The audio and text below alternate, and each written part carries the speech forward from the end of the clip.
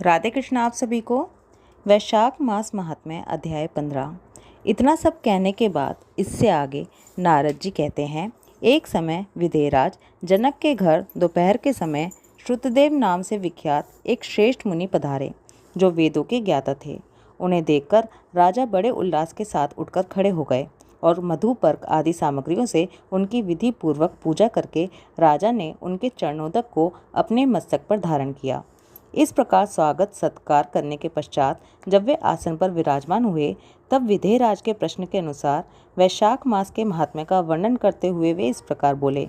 श्रुतदेव ने कहा, राजन, जो लोग वैशाख मास में धूप से संतप्त होने वाले महात्मा पुरुषों के ऊपर छाता लगाते हैं, उन्हें अनंत पुण्य की प्राप्ति होती है। इस विषय में एक प्राचीन इतिहास का उदाहरण दिया करते हैं। पहले वंग देश में हेमकांत नाम से विख्यात एक राजा हुए थे। वे कुशकेतु के पुत्र, परम बुद्धिमान और शस्त्रधारियों में श्रेष्ठ थे। एक दिन वे शिकार खेलने में आसक्त होकर एक गहन वन में जा घुसे। वहाँ अनेक प्रकार के मृग और वराह आदि जंतुओं को मारकर जब वे बहुत थक गए, तब दोपहर के समय मुनियों के आश्रम पर आए। उस समय आश्रम पर उत्तम व्रत का पालन करने वाले शतर्ची नाम वाले ऋषि समाधि लगाए बैठे थे, जिन्हें बाहर के कार्यों का कुछ भी भान नहीं होता था। उन्हें निश्चल बैठे देख राजा को बड़ा क्रोध हुआ और उन्होंने उन महात्माओं को मार डालने का निश्चय किया। तब उन ऋषियों के 10,000 शिष्यों ने राजा को मना करते हुए कहा, ओ खोटी बुद्धि वाले नरेश, हमारे गुरु लोग इस समय समाधि में स्थित हैं। बाहर कहाँ क्या हो रहा है इसको ये नहीं जानते, इसलिए इन पर तुम्हें क्रोध नहीं करना चाहिए। तब राजा ने क्रोध में आकर शिष्यों से कहा, मैं मार्ग से थका मांदा यहाँ आया हूँ, या तुम ही लोग मेरा आतिथ्य करो। राजा के ऐसा कहने पर वे शिष्य बोले, हम लोग भिक्षा मांगकर खाने वाले हैं। गुरुजनों ने हमें किसी के आतिथ्य के लिए आज्ञा ही नहीं दी। हम हमेशा गुरु के ही अधीन हैं। तुम्हारा आतिथ्य कैसे कर सकते हैं? शिष्यों का एक कोरा उत्तर पाकर राजा ने उन्हें मारने के लिए धनुष उठाया और इस प्रकार कहा, मैंने हिंसक जीवों और लुटेरों के भय आदि से जिनकी अनेकों बार रक्षा की है, जो मेरे दिए हुए दानों पर ही पलते हैं, वे आज मुझे ही सिखलाने चले हैं। ये मुझे नहीं जानते। ये सभी कृतघ्न और बड़े अभिमानी हैं। इनको मार डालने पर भी मुझे कोई दोष नहीं लगेगा। ऐसा कहकर वे कुपित हो धनुष से बाण छोड़ने लगे। बेचारे शिष्य आश्रम छोड़कर डर के मारे इधर उधर भागने लगे। भागने पर भी हेमकांत ने उनका पीछा किया और 300 शिष्यों को मार गिराया। शिष्यों के भाग जाने पर आश्रम पर जो कुछ सामग्री थी, उसे राजा के सैनिकों ने लूट लिया।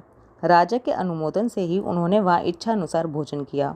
इसके बाद दिन बीतते बीतते राजा की सेना के साथ अपनी पुरी में आ गए। राजा कुशकेतु ने जब अपने पुत्र का यह अन्यायपूर्ण कार्य सुना, तब उसे राज्य करने के अयोग्य जानकर उसकी निंदा करते हुए उसे देश निकाला दे दिया। पिता के त्याग देने पर हेमकांत घने वन में चला गया। वहाँ उसने बहुत वर्षों तक निवास किया। ब्रह्म हत्या उसका सदा पीछा करती रहती थी, इसलिए वह कहीं भी स्थिरतापूर्वक रह नहीं पाता था। इस प्रकार उस दुष्ट आत्मा के 28 वर्ष व्यतीत हो गए। एक दिन वैशाख मास में जब दोपहर का समय हो रहा था, महामुनि त्रित तीर्थ यात्रा के प्रसंग से उस वन में आए। वे धूप से अत्यंत संतप्त और तृषा से बहुत पीड़ित थे, इसलिए किसी वृक्षहीन प्रदेश में मूर्छित होकर गिर पड़े। दैवयोग से हेमकांत उधर से आ निकला। उसने मुनि को प्यास से पीड़ित, मूर्छित और थका मांदा देख उन पर बड़ी दया की। उसने पलाश के पत्तों से छत्र बनाकर उनके ऊपर आती हुई धूप का निवारण किया। वो स्वयं मुनि के मस्तक पर छाता लगाए खड़ा हुआ और तुम्बी में रखा हुआ जल उनके मुंह में डालने लगा। इस उपचार से मुनि को चेत हो आया और उन्होंने क्षत्रिय के दिए हुए पत्ते के छाते को लेकर अपनी व्याकुलता दूर की। उनकी इंद्रियों में कुछ शक्ति आई और वे धीरे धीरे किसी गांव में पहुंच गए। उस पुण्य के प्रभाव से हेमकांत की 300 ब्रह्म हत्याएं नष्ट हो गईं। इसी समय यमराज के दूत हेमकांत को लेने के लिए वन में आए। उन्होंने उसके प्राण लेने के लिए संग्रहणी रोग पैदा किया।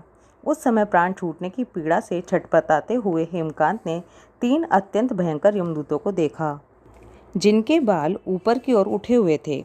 उस समय अपने कर्मों को याद करके वह चुप हो गया। छत्रदान के प्रभाव से उसको भगवान विष्णु का स्मरण हुआ। उनके स्मरण करने पर भगवान महाविष्णु ने विश्वक्सेन से कहा, तुम शीघ्र जाओ, यमदूतों को रोको, हेमकांत की रक्षा करो। अब वह निष्पाप और मेरा भक्त हो गया है। उसे नगर में ले जाकर उसके पिता को सौंप दो। साथ ही मेरे कहने से कुशकेतु को ये समझाओ कि तुम्हारे पुत्र ने अपराधी होने पर भी वैशाख मास में छत्र दान करके एक मुनि की रक्षा की है। वह पाप रहित हो गया है।